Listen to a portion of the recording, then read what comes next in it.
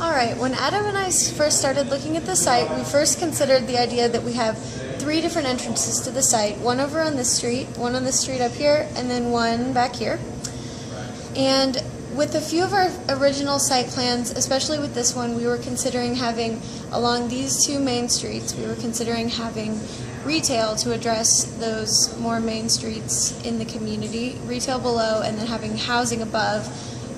with row house type housing, and then clustering the parking back towards the end, towards this end of the site, and then trying to keep a lot of the area in the middle of the site as open green space. So then another interpretation of that plan would be still to keep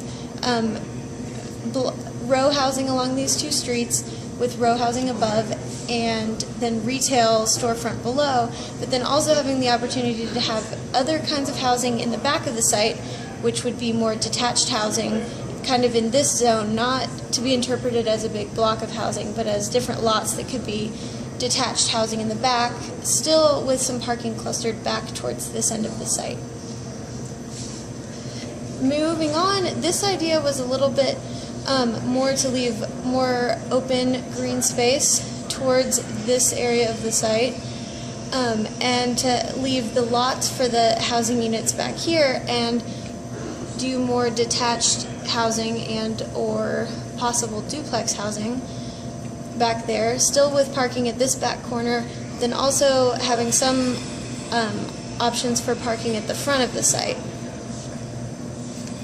And then the last option was thinking about the site a little bit differently, again with zones, with these white blocks, thinking about those as zones